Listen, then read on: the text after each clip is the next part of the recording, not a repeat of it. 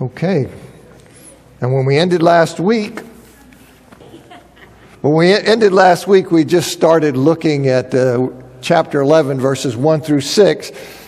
I'd like to read those again. I read them last week and started on it, but let me read them again and then repeat just a short introductory comment. Read Tasker's quote again, and then we'll go on from there, okay? So he says in chapter 11, verses 1 to 6, "I would that you put up with me in a little bit of foolishness, but you're indeed putting up with me. For I'm jealous for you with the jealousy of God, for I betrothed you to one husband in order to present you as a pure virgin to Christ. But I fear lest somehow, as the serpent quite deceived Eve by his craftiness, your thoughts should be seduced from the sincerity and the purity which is due to Christ. For if the one who comes preaches some other Jesus, whom we did not preach, or you receive another spirit which you did not receive, or another gospel which you did not accept, you put up with it well. For I consider myself to have been in no way inferior to the super apostles. Even though I'm untrained in public speaking, I'm certainly not in knowledge. Rather, in every way, we have shown this to you in all things." Now, as I mentioned last week, Paul has repeatedly insisted to the Corinthians that self-commendation is worthless. Talking about yourself, promoting yourself, talking about how great you are. And you see that in 3:1 and 5:12 and 10:12. But the situation that he's facing, it appears to demand that he stoop to what he, at least on the surface, condemns if he's going to preserve his converts.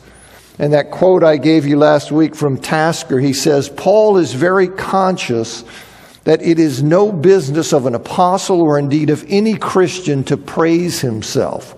Such self-commendation is only justified in the present instance because his affection for his converts is so great that he will go to almost any length to prevent them from becoming dupes of unscrupulous men and to keep them loyal to Christ."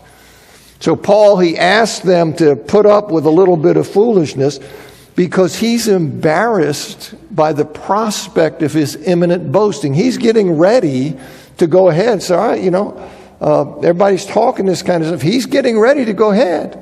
And he's going to say some things about himself. So he's asking them to put up with a little bit of his foolishness because he's going to begin that boasting at 11:16. And then he adds with a lot of irony, "But you're indeed putting up with me." And what he means is that in one sense, you see the Corinthians, those having been misled by these intruders and these false teachers, they were already treating him like a fool rather than treating him like their father in the gospel, as he said in 1 Corinthians chapter 4, verse 15. So when he says here, "Put up with a little bit of foolishness because I'm getting ready to do some boasting, but you're indeed putting up with me because you've already been persuaded by some, see that I'm a fool, and you're just tolerating me." Yeah, he doesn't know what he's talking about, you see him, so we're just putting up with him. See, so this is what Paul is talking about. And then in verses 2 through 6, he provides 3 reasons why he expects the Corinthians to put up with his foolish boasting, this foolish boasting in which he's about to engage.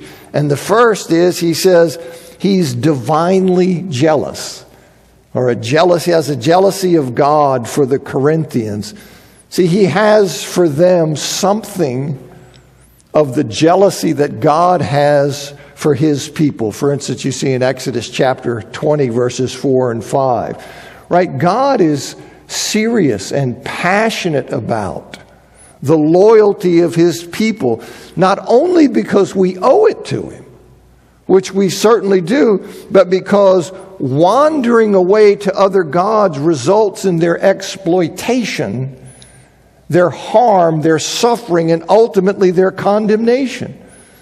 So yes, God is jealous for his people. He doesn't treat his relationship with them lightly, any more than you do with your husband or wife. Right? That's not a bad thing. I remember Oprah Winfrey one time talking about, one of these great theologians, Oprah Winfrey, talking about, I read, God is jealous, and that was it for me. Oh, thank you, Oprah.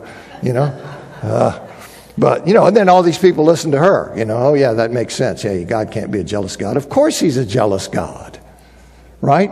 In the right sense. But the Corinthians, see, and they're wandering. So he has something of this godly jealousy for them because they're wandering from loyalty to him as an apostle.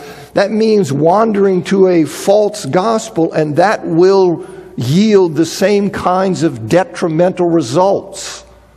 You see that God's jealousy for people he wants to avoid.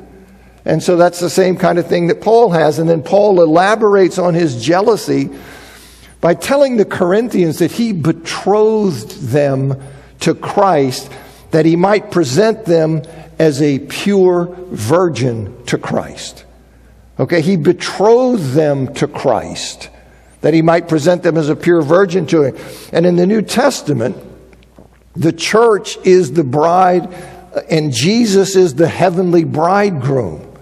Right? You see that imagery. You get a sense of that in Ephesians chapter 5, in verses 22 and 23, Revelation 19, 7 and 8, Revelation 21, 2 and 9, 22, 17. So this idea of the church as the bride and Jesus as the bridegroom. And here Paul, who was the Corinthians' spiritual father, right? As he said in 1 Corinthians 4:15, he was their spiritual father through the gospel. Here he presents himself, you see, as the father of the bride. Right? He gave birth to them through the gospel. He's their spiritual father, so he presents himself here as the father of the bride. In other words, Paul is saying that when he led the Corinthians to Christ, when he founded the church there in Corinth, he betrothed them to Christ as a father would betroth his daughter. And as an honorable father, he desires to present his daughter to the one to whom she's betrothed. He desires to present her to him as a pure virgin to her prospective husband when her husband comes and they marry. And so that's the analogy when Jesus comes for his bride at the parousia, at the second coming. So he puts himself in this position of a father of the bride. And instead he hears reports that she's playing around with other lovers, which would be shameful for the father. He's betrothed his daughter to this person, wants to present her to him when he comes for her in marriage, to present her to him as the pure virgin, and now he hears that she's playing around with other lovers. And though they once manifested sincerity and purity that's due Christ, he fears that they may be suckered into abandoning that loyalty, that devotion, that sincerity and purity, just as Eve was lured, right, from her proper allegiance to God by Satan's craftiness. That's what he's worried about with them. So the Corinthians were being lured by these intruders from the true gospel. And this is what Paul is worried about. So the first thing he says here, put up with a little bit of it. The first is that because I have a godly jealousy for you. I have a godly jealousy, and it's like the father of the bride. I betrothed you to Christ, that you'd be a pure virgin. And then secondly, because they accept all kinds of nonsense from these rival apostles easily enough. Okay, so why he sits here, why are you going to put up with a little bit of my foolishness? What are you putting up with theirs? Right? You're putting up with their nonsense. Now the for here, okay, in verse 4, that probably serves a double function. You could see how that would follow from where he says, I'm concerned that you might be deceived, as Eve was taken in by Satan's craftiness. For you're already listening to heretics and this kind of thing, so it could follow right from that. And so I think it has that role, but it also has the role as the second reason why they should put up with a bit of his foolishness. You should put up with a bit of my foolishness because you're already putting up with foolishness. You put up with theirs, why not put up with mine? So I think it has that double function there. that he says here. So he puts it that way. They're willing to put up, you see, with a false gospel. So putting up with a little of his boasting, that should be a breeze, right? You're tolerating and putting up with that. So what I'm going to be doing, my boasting, you shouldn't have any issue with that. So these intruders, like I said, getting an exact bead, they seem to have this Judaizing element. They're Jewish, clearly. And so, but there seems to be a distinction, at least where they are in the process of trying to persuade these people. Distinction from the Judaizers we read about in Galatians. But these are people who would say, look, they wouldn't challenge who Jesus is, but they would be trying to pull you over into obedience, coming under the obsolete Mosaic covenant. And in doing that, you see, they're saying to these Gentile people, listen, Christ is not sufficient. And so they're substantively, they're trying to pull people under the Mosaic covenant, which is a death sentence. But in terms of style, part of how they get there is that they exalt worldly means of status and things. That's how they get elevation so that their message gets traction. So you have both the substance and the style of these people. The third thing that Paul says about why they should put up with some of his boasting is that he says, look, I'm not inferior to these super apostles who are putting him down. These people who are demeaning Paul. And they're doing that, of course, to elevate themselves. It's like a competition. They come in here and say, listen, we have the insight, so we have to gain the respect, and they have to cast their lot with us, which means we got to diss Paul. And so that's what they're doing.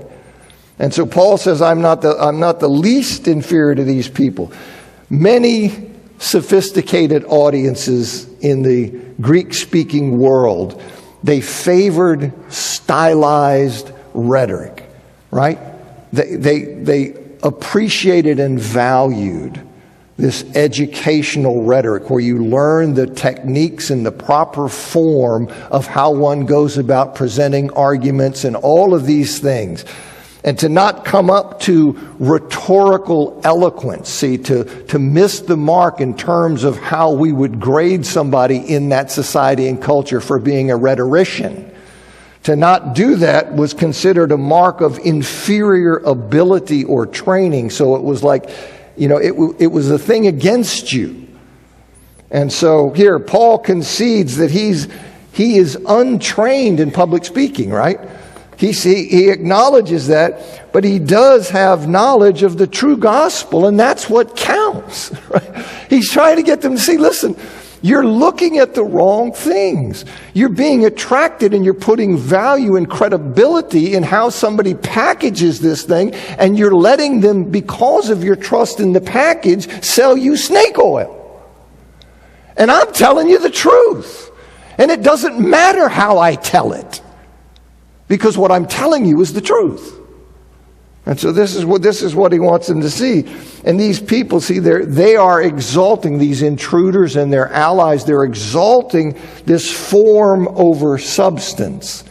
They're making stylized rhetoric more important than the truth. And so Paul says, look, if the correct criteria were used, well, then you'd see I'm not the least bit inferior. If you want to use this worldly criterion of rhetoric and academic training in that, well, then I would fall short because I'm not a trained speaker, but that's the wrong lens. If you look through the right lens, you'll see I'm not the least inferior to these people because I'm the guy who's telling you the truth. And he says in 7-15, or did I commit a sin by humbling myself in order that you might be exalted, because I preached the gospel of God to you free of charge? I plundered other churches by taking provisions from them with a view toward the serving of you. So when I was present with you and was in need, I did not burden anyone. For the brothers who came from Macedonia supplied my need. Thus, in every way, I kept and will keep myself from being a burden to you. It is the truth of Christ in me that this boasting from me will not be stopped in the regions of Achaia. Why? Because I do not love you? God knows that I do. But what I am doing, I also will do, that I may cut off the opportunity of those who desire an opportunity to make it, that they may be regarded in that in which they boast, just as we are. For such men are false apostles, deceitful workmen, disguising themselves as apostles of Christ. And no wonder, for Satan himself disguises himself as an angel of light. Therefore, it is no great thing if his servants also disguise themselves as servants of righteousness, whose end will be according to their works. So, traveling teachers in the first century, itinerant teachers, preachers, they normally did not work with their hands. That wasn't something that they did. And the ideal was to make a good living from the teaching itself. So I simply wandered around, and my teaching then is considered so valuable that people pay me for that, and I make that kind of living. And so that was seen as an indication of the value of what one taught. If it's valuable, well, people are giving you money and you don't have to wind up working with your hands. And Paul refused to accept support from the Corinthians, and the false apostles, they used that fact in their effort to persuade the Corinthians that Paul can't be much of an apostle. Right? I mean, the guy's not taking any money. He can't be much of an apostle. What's he doing? He's down here working with his hands, right? Because we see in Acts chapter 18, verses 1 to 4, that Paul worked as a tent maker or a leather worker.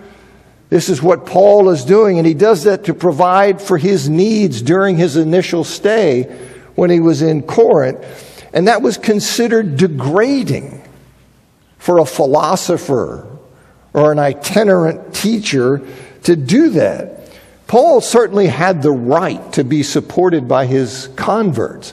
He makes that clear in 1 Corinthians chapter 9, verses 7 to 12.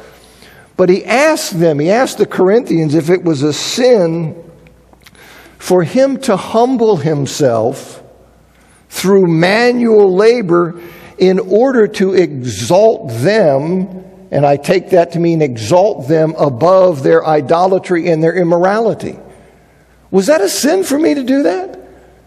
To humble myself by engaging in this manual labor that I might be able to exalt you in that regard? I mean, if self-humiliation for the sake of other people, if you're going to claim that that's wrong, well, then Christ must have been wrong. Right? He must have been wrong in leaving heaven to suffer on a cross for the salvation of mankind. Didn't he humiliate himself to bless other people? So what are you talking about? Right? Why are you trying that on me? And when Paul was in Corinth, he didn't take any support from them. What he did, he took the support from the Macedonian churches. You see, he received their support, and that's how Paul worked. When he accepted support, it was for work that was done somewhere other than the church providing the support. So he doesn't go in here and he's right here and he's getting quid pro quo. I'm here teaching you and you're paying me for my teaching. No, he would take it as missionary support from the Macedonians to go now and speak in Achaia. And that's how Paul did that. And it seems that he chose to preach the gospel free of charge. He chose that particular practice to do it, to help him proclaim the grace of God. Paul, it seems in 1 Corinthians chapter 9, verses 15 through 18, that part of his motivation in doing that is that I work it this way, partly because it enhances the truth of the message that God is a God of grace. And so he finds that that's part of the context of his preaching that he wants. And the supporting churches would also, so like the Macedonian churches and those churches that gave him money to go somewhere else and teach, they would then learn the responsibility to all men. You see that God's grace had put them under. So it's a twofer. They get to learn that they're sending out somebody, and these people who aren't paying me as I minister to them are having this advantage of having the context of not taking from you to enhance the truth that God is a gracious God. So I think this is what Paul is doing. And in the Corinthians case, though, Paul says, look, he says he will not accept any help from them whatsoever. Though he seems at one point he was willing to do that. He's telling him now, look, I won't accept anything from you. He says, in every way I kept and will keep.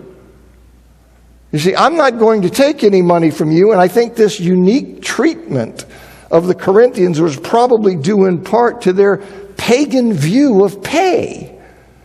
How they're trying to use pay and apply it to Paul. So now Paul's saying, you guys have a real perception problem here with this paying stuff and what it means about how somebody's exalted. So Paul says, it's hands off for you, because I'm concerned that by doing this I may somehow send a false signal to you because of your warped perception.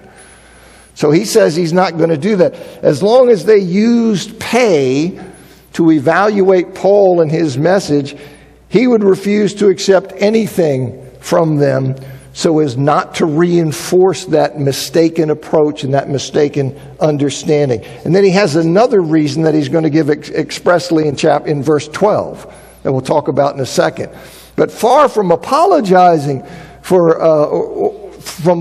apologizing for refusing to take money from them or reversing his practice of not accepting that money, Paul boasts in it. See, he boasts in it because it exemplifies the Christian principle of self-sacrifice. That's what he's trying to do, as with self-humiliation. They tried to use that against him. He's degrading himself. He's working by his hands. And Paul says that's Christ-like to do that for other people. Well, so is this idea of self-sacrifice, right? If it's wrong to sacrifice for the benefit of other people, well, then the Christ must have been wrong, because he sacrificed for the benefit of other people. And far from being an indication that he doesn't love the Corinthians, right? So somebody's peddling this and saying, listen, Paul doesn't care about us. If Paul really cared about us, he would let us support him, right? He would do it. Paul has his reasons why he doesn't do that. And so they're trying to parlay that. He has noble reasons, right reasons, inspired reasons. And so they're trying to turn that into a negative to use it against Paul. But far from indicating he doesn't love the Corinthians, his humility and self-sacrifice, those things were prompted by his intense love for them. That's why he's doing it. It's actually because I love you. I do these things to try to bless you. The fact these people can twist that doesn't change the fact that what is motivating me to do it is that I love you. And then in verse 12, he explicitly states a reason for his refusal to change his financial policy toward the Corinthians. And he says, look, my refusing to take money from you, in addition to these other things, it distinguishes me from the false apostles who are opposing me, and therefore it should serve to help expose them. You see, I won't do this. I'm distinguishing myself from them. They're claiming that they're the cat's pajamas. They know what's going on, and that I'm a nobody, and that you shouldn't listen to me. So I'm going to, this distinguishes me from them, and they will not follow me in not taking money from you. See, they apparently claim to be all that Paul was, and then some. Okay, whatever Paul is, we're Paul and beyond. We're better than what Paul is. But they were unwilling to do that in this matter of accepting money. You're all that Paul is? Well, Paul's not accepting money. You down with that? Nobody told me that. What? No, we like getting money. You like getting that money. See what I think Paul is doing? He wants to plant the idea and let them see these people are financially motivated. You see, I won't take money from you. They're saying they're all I am. Will they follow me in that? They won't follow me in that. Now, why is that? Right? Why is that? And Paul's suggesting to them they love money. And see, so that will stand as a testimony against them. And then Paul he explains why won't they follow me in that.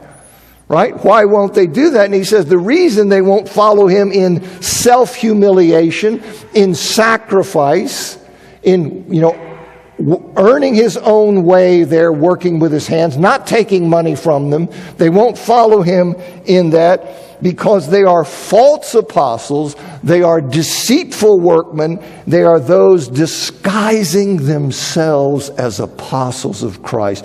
They're phony.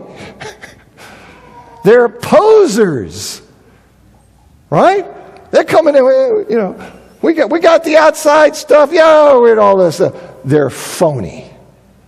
And he just flat out lays it out and tells them that they're phonies. See, they disguise themselves as Christians, as sheep. Of course, no, we're with you. We're with you. Yeah, we love the Lord. We love the Lord. They're doing all this, but inwardly, what are they? Ravenous wolves. You see, disguise themselves always. I always say, heretics never come and say, by the way, I'm here. I appreciate the platform. I appreciate having the opportunity to teach you, and I'm a heretic. Never happens. It's always, I have a better way. I have a deeper insight. Okay? This is what happens. And so here Paul is calling these guys out here. They disguise themselves. They're ravenous wolves. And they were leaders who worked against the gospel in the name of the gospel. Right? That's what they're doing. They're pulling these people away from Paul and the truth. But they're doing so in the name of the God. They don't come in and say, hey, we don't believe Jesus and this kind of thing. No. They come in looking like you, but they have an agenda that's going to kill you. And this is what they're doing. They cleverly took the focus off of Christ and his work, and they put it on, see, this importance of falling back under this obsolete covenant, which was a lie, and wound up killing people, because then you're left with only with your performance there. And they also had this sense that how you value people is with their triumph and their achievement and their success, and these cultural things about how do I gauge a person, right? So they take Paul's hardships and things and they say, oh, you see, I've said this before, that's not from a person of God, right? God's not going to have his guy in prison. He's not going to have his guy stooping to, all this kind of stuff. No, he's going to have triumph and power and success and status. He's going to be looked up to in the eyes of the world. And so that's part of what they had played against him. And the Corinthians, see, they were vulnerable.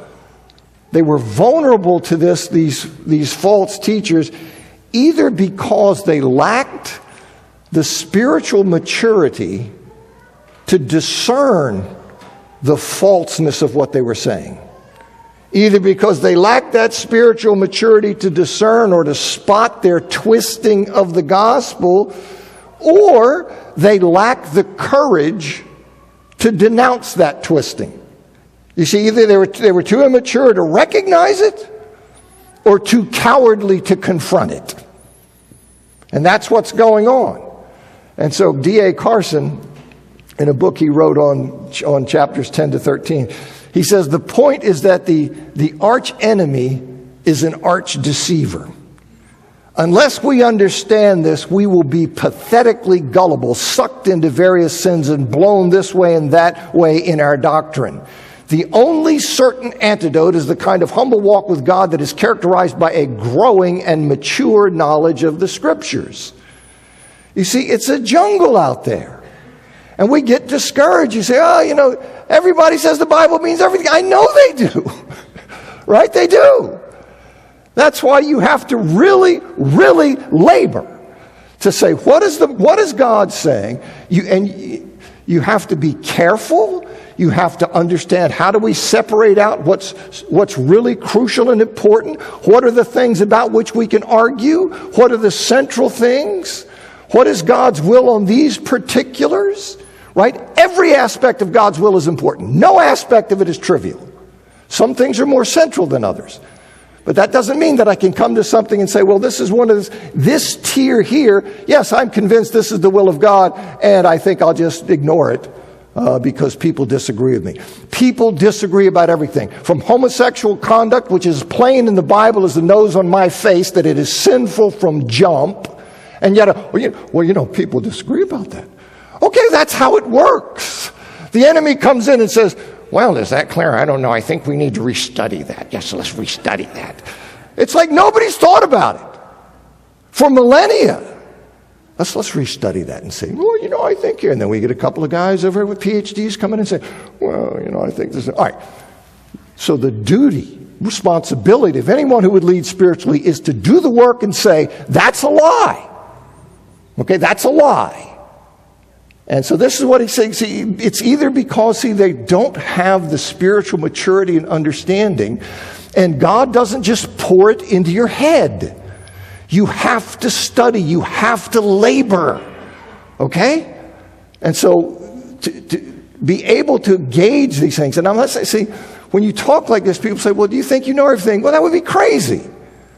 Anybody who's studied, the Bible's a book in which a baby can wade and an elephant can drown. If you've not studied, you study the Bible, you know that. So there are a lot of things that are difficult, I know. But that doesn't mean that we have to throw up our hands and say we can't know any truth. As long as somebody wants to come in and say, well, I think it means this, I think it means that, I think it means this. Well, then we can't say. All right, well, that's a prescription for disaster. Okay? The other side of this is where you say, look, so you have this one thing about, look, we're not mature enough to recognize it, and the other is that we do see it, but we lack the courage to denounce it. And here's what Carson says about that. He says, the appeal to limitless toleration. That's our culture. To say anything is wrong is, that's right. Now, of course, on their side, they say you're wrong. And it just cracks me up and say, you don't recognize the incoherence of that? That you want to say that there is nothing wrong, you're wrong for saying I'm wrong. I say, but you're right for saying I'm wrong. How do you get a pass? Who's making these rules up? Okay, he says here, the appeal to limitless toleration. Not just toleration of the other chap's right to be wrong. You see, that's classic historical toleration. Where I tolerate you, we don't get in a fight or something, but I tolerate you and you're wrong. It doesn't mean that I accept, okay, well, that's good too. Right? I tolerate you in your error. We get along, I don't beat you up. Now, if it's heretical, you need to be disfellowshipped if you won't stop. But he says here, not just toleration of the other chap's right to be wrong, but toleration pushed so far, one can never say that anyone or anything is wrong, presupposes that the greatest evil is to hold a strong conviction that certain things are true and their contraries are false. That's our society. That if you have a conviction that certain things are true and right, and I can say them, well, they want you to say them. They want to say that you say that, you're a bigot, you're whatever. I said, no, I'm a Christian. I'm trying to be faithful to Jesus. That's what I'm doing. He says, worse, this presupposition operates because an antecedent presupposition, confident knowledge in religious matters, is impossible. Okay, as I say, there are a lot of difficult things, but you can't jump from that to say we just throw up our hands and we say, well, no one can know anything. No one can know anything, so we can't preach or teach anything. Because who knows? We could be, all right. You see, I think this is a mistake. Carson goes on and he says, but if we hold that God has revealed himself to men, supremely in the person of his Son, but also in the words and propositions of Scripture, then however many interpretive difficulties may still afflict us, we have no right to treat as optional anything God has said. Indeed, never to say any opinion is wrong presupposes one opinion is right. The one saying no opinion is wrong. Either this is illogical, or the proponent of this view really means that one certainly correct opinion is that no other opinion should ever be dismissed as wrong. But how has he or she attained such certain knowledge? Few opinions are less liberal and tolerant than the form of liberalism fiercely intolerant of everything but itself. Okay? So I just, the call here is I see the Corinthians, they're being preyed upon. And you must say, listen, I have to be able to discern and see, no, this is an error. This is wrong. You see, and then teach the people this is wrong and let them see from the Word of God, I see this is wrong. And not throw up our hands, just say, well, because they contend it's right, well, then I have to accept it as right. Not all views are equal, you see. There is such a thing as truth. The problem is there are a lot of difficulties. Okay? And they become more and more the further we get away from the center. But we still have to make calls and understandings about the will of God. All right, 16 to 21. I say again, let no one think me to be a foolish person. But if you should, at least receive me as a foolish person, so that I too may boast a little bit. What I am saying, I do not say according to the Lord, but in this manner of boasting, as one in foolishness. Since many are boasting according to the flesh, I too will boast. Do you see, this is killing him? But as I said, that quote from Tasker, the reason he's doing it is that in this particular circumstance, it is necessary for him to hold his converts to the truth. If he will not engage in this, they are going to be picked off. So he's been driven to this, and he hates it. For you gladly put up with fools, being wise yourselves. Indeed, you put up with it if anyone enslaves you, if anyone devours you, if anyone takes you in, if anyone exalts himself, if anyone strikes you in the face. By way of shame, I say, as it were, that we have been weak. You see? That we have been weak. This is how these people, they've taken him in, and this is what's come of it. So Paul says no one should take him as a fool because of the boasting in which he is about to engage.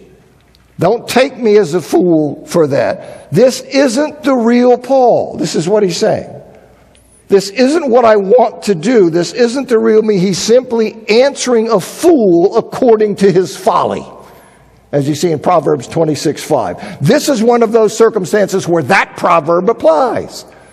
It is necessary for me to bless you and to express my love for you that you've driven me to answer a fool according to his folly. It's the Corinthians' own gullibility.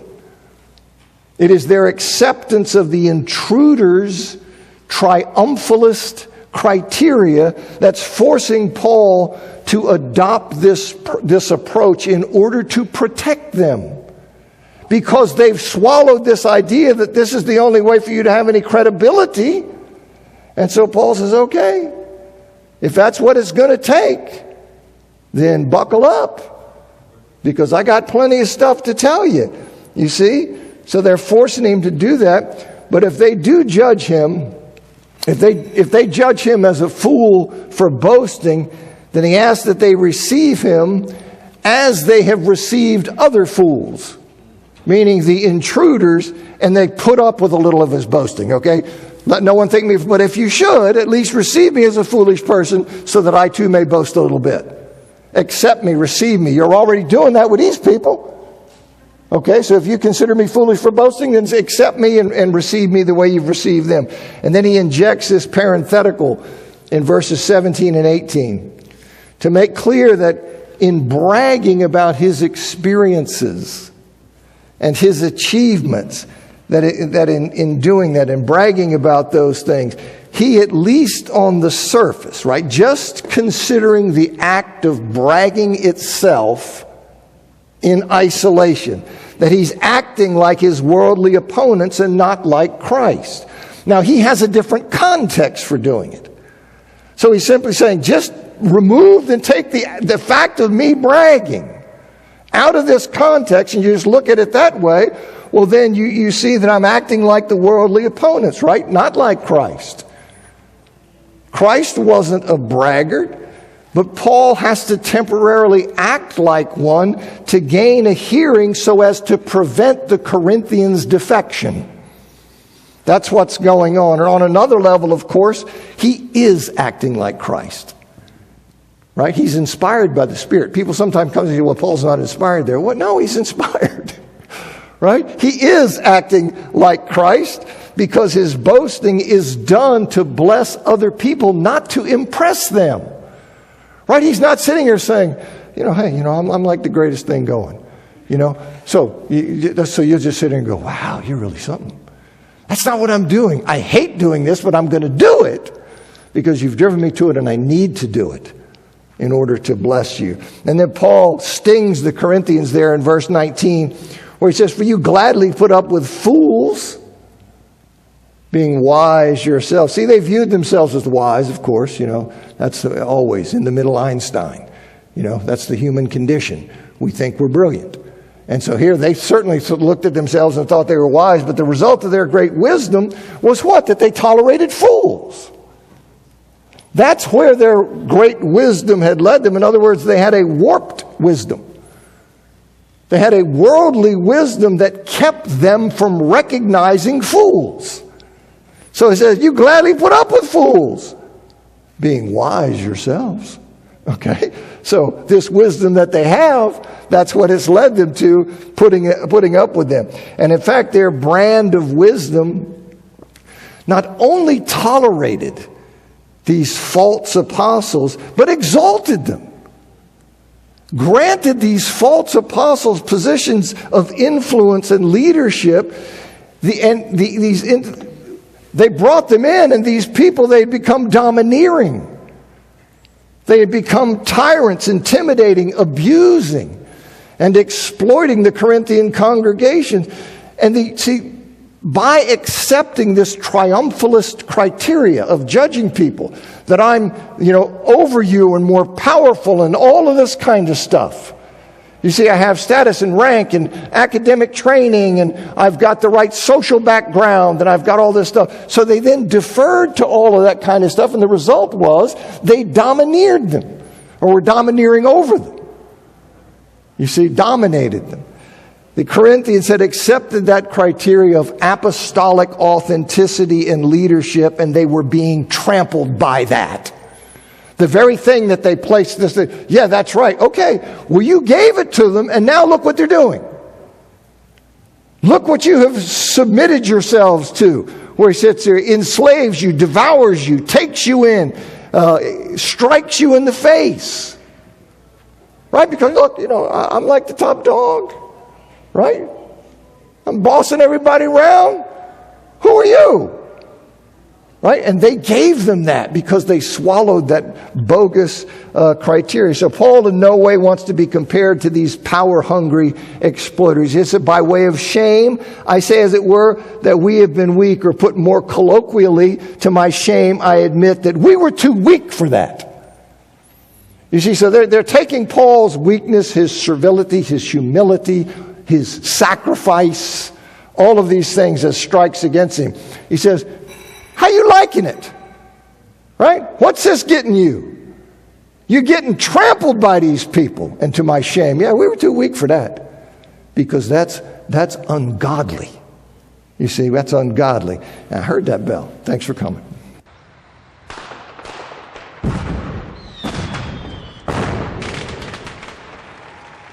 I need my clicker. That's right. We'd be in trouble without that. You think I'd know that by now, wouldn't you?